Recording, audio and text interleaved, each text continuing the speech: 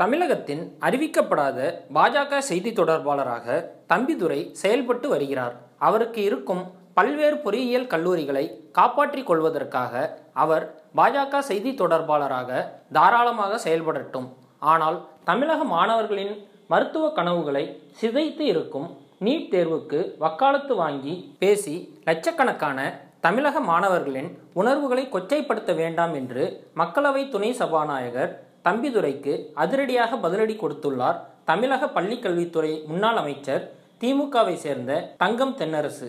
இது பற்றி மேலும் அவர் கூறுகையில், நீட் தேர்வை கொண்டு வந்தது பாஜக கிடையாது, திமுக கூட்டணியில் இருந்த மன்மோகன் சிங் ஆட்சியில்தான் நீட் தேர்வு வர வேண்டும் என்று கூறப்பட்டது என்று மக்களவை துணை சபாநாயகர் திரு தம்பிதுரை அவர்கள் திமுகவின் மேல் வீண் பழி சுமத்தியுள்ளார். திமுக காங்கிரசுடன் கூட்டணி அமைத்திருந்த காலத்தில் 2013ஆம் ஆண்டு நீட் தேர்வு கொண்டு வரும் மருத்துவ கவுன்சில் அறிவிக்கைகளை உச்சநீதிமன்றம் ரத்து செய்துவிட்டது என்பது பாவம் திரு தம்பிதுரை அவர்களுக்கு தெரியவில்லை.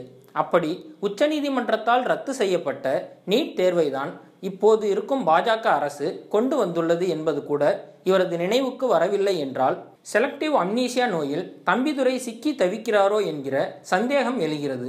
சசிகலாவை எப்படி முதல்வர் ஆக்குவது, தினகரனை எப்படி துணை பொதுச் செயலாளர் ஆக்குவது, ஓபிஎஸ் இபிஎஸ் அணிகளை எப்படி இணைப்பது, நடக்கும் குழப்பங்களுக்கு மத்தியில் பாஜகவிடம் எப்படி நல்ல பெயர் வாங்குவது போன்றவற்றில் தன் நேரத்தை எல்லாம் செலவழித்து கொண்டிருக்கும் தம்பிதுரை அவர்களுக்கு நீட் தேர்வு பற்றிய முழு விவரங்களை தெரிந்து கொள்ள நேரம் இல்லையோ என்னவோ என்று சரமாரியாக தம்பிதுரைக்கு பதிலடி கொடுத்துள்ளார் திமுகவை சேர்ந்த முன்னாள் அமைச்சர் தங்கம் தென்னரசு. மேலும் இது போன்ற செய்திகளை தொடர்ந்து பெற்றிட தமிழ் ட்ரெண்டிங் சேனலை சப்ஸ்கிரைப் செய்யுங்கள். உங்கள் கருத்துக்களை கமெண்டில் பதிவிடுங்கள். நன்றி.